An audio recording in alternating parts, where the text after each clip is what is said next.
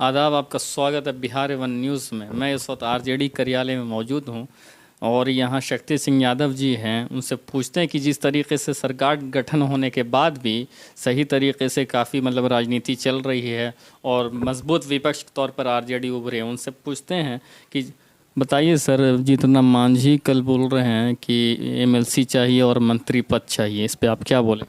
उन्होंने ठीक ही कहा, क्योंकि आप वीआईपी पार्टी जब 4 एमएलए की पार्टी है, आप एक एमएलसी एक मंत्री आपने उन्हें दे दिया, तो उसी तर्ज पर एक एमएलसी की अगर डिमांड कर रहे हैं तो हमें तो गलत प्रतीत नहीं होता है।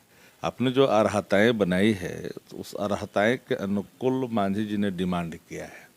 यूँ तो उनके एनडीए के अपने आंतरिक मामले हैं, उसमें क्या उनके घटक दल क्या मांग करते हैं मुख्यमंत्री से, नेतृत्व से उनका विषय है। पर मुझे लगता है कि मौजूद हालात में ये मांग प्रासंगिक इसलिए हो जाती है, इसकी प्रासंगिकता बढ़ जाती है कि वीआईपी पार्टी के अध्यक्ष जो किसी पद पर नहीं है, आप उनको मंत्री बना करके रखे हुए हैं, एमएलसी दे रहे हैं, तो एक एमएलसी मांग रहे हैं तो कोई 8वां आश्चर्य तो नहीं है। हम तो एक ही एमएलए पर उनको एमएलसी दिए हुए थे। तो ये और साथ में उन्होंने ये भी कहा था कि राहुल गांधी और तेजस्वी यादव चुनाव के बाद हनीमून पे चले जाते हैं, ये क्या? उनका बेटा आपको गया में एक होटल में पकड़ाया था एक कांस्टेबल के साथ, उनकी क्या प्रतिक्रिया आई थी पता है ना? तो प्रतिक्रिया देख लेनी चाहिए, उसी को ना मंत्री बनाए हुए हैं। मांझी जी इस बारे में पूरी तरह से अवगत है और नेता प्रतिपक्ष तो पूरे तौर पर सरकार को 14 जनवरी तक काम करने की छूट दे दी है कि नो, कोई कमेंट हम नहीं करेंगे, कोई इस पर हम अभी आईना नहीं दिखाएंगे।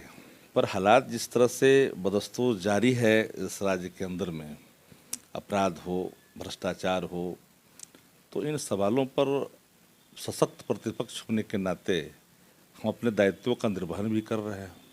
तो नेता प्रतिपक्ष 14 के बाद बोलेंगे तो उनको समझ में आएगा कितना बोल रहे हैं।